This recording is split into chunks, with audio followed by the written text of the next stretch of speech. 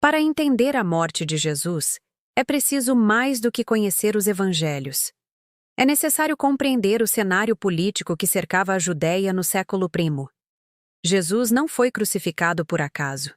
Ele foi morto num contexto altamente instável, num território dominado por potências estrangeiras, governado por líderes locais ambíguos e vigiado de perto por um império que não tolerava ameaças, nem mesmo as simbólicas. Na época da Páscoa original, a Judéia era uma província inquieta dentro do vasto Império Romano. Roma havia conquistado a região décadas antes, mas enfrentava constantes focos de resistência. O povo judeu, com sua fé monoteísta e tradição nacionalista, não se submetia facilmente a um império que venerava imperadores como deuses e cobrava pesados impostos. Havia revoltas, guerrilheiros, messianismos populares e muita tensão latente.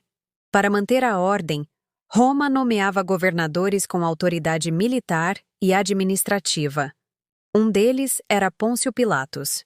Sua missão era simples: manter a paz a qualquer custo. Para isso, contava com o exército romano, mas também com o apoio tático de autoridades locais como o rei Herodes Antipas, uma figura ambígua, meio judaica, meio romana, preocupado em manter seus privilégios políticos e a estabilidade de sua dinastia. A elite religiosa local, representada pelos fariseus, saduceus e pelo sinédrio, também participava desse equilíbrio instável. Em troca de certa autonomia para gerir os assuntos religiosos do templo, colaboravam com os romanos para evitar conflitos mais graves. Era um pacto frágil, mantido por medo e conveniência, não por confiança mútua. Foi nesse ambiente que Jesus apareceu em cena. Suas palavras mexiam com as estruturas religiosas, mas também com as políticas. Ele falava de um reino que não era deste mundo, mas que, para os romanos, soava como ameaça de insurreição. Ele atraía multidões, denunciava a hipocrisia das autoridades, expunha os abusos dos poderosos. E tudo isso na véspera da Páscoa judaica, uma das datas mais sensíveis do calendário, quando Jerusalém ficava lotada de peregrinos e os ânimos, à flor da pele. Para os líderes religiosos, Jesus representava um problema. Se ele crescesse mais, poderia provocar uma reação romana, e todo o equilíbrio conquistado ruiria. Para Pilatos, Jesus era um incômodo. Não encontrava culpa nele, mas temia o efeito de uma multidão revoltada. Para Herodes, era um espetáculo. Quis vê-lo fazer milagres, zombou de sua figura. Para o povo, era esperança, até ser transformado, pela propaganda e pelo medo, em ameaça. O que se desenhou naqueles dias foi mais do que uma condenação individual. Foi um jogo geopolítico.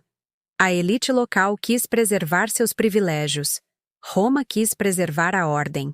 E ambos decidiram que era melhor eliminar o homem do que correr o risco de uma rebelião. A crucificação era a pena romana para subversivos políticos. Não era apenas uma morte, era uma mensagem. Quem desafiar o império terá o mesmo destino. Ao ser crucificado, Jesus foi tratado como agitador, e não apenas como herege. E sua morte teve, assim, um caráter político evidente, fruto de um sistema de alianças frágeis e repressão constante. A geopolítica da Palestina no tempo de Jesus era uma mistura de dominação externa e submissão estratégica. Roma não governava sozinha. Ela delegava, cooptava, corrompia. A elite judaica não governava plenamente. Ela negociava, cedia, manobrava. E o povo vivia entre a esperança de libertação e o medo da repressão. A paixão de Cristo, portanto, não se deu apenas por razões teológicas ou espirituais. Ela foi profundamente influenciada pelas tensões geopolíticas da região. O Império Romano, a dinastia de Herodes, o Sinédrio e a pressão popular criaram um ambiente onde a injustiça foi institucionalizada e o inocente foi sacrificado em nome da estabilidade. Compreender esse cenário é essencial para entender o verdadeiro impacto da Páscoa, porque ela não é apenas a lembrança de um milagre. É também o retrato de como estruturas de poder, quando corrompidas pelo medo e pela conveniência, podem silenciar até a voz da verdade. Se você gostou desse conteúdo, acompanhe sempre o canal Relações Internacionais em Minutos, que descomplica os temas mais relevantes de geopolítica, diplomacia e RI. Deixe sua pergunta nos comentários, curta e compartilhe o vídeo.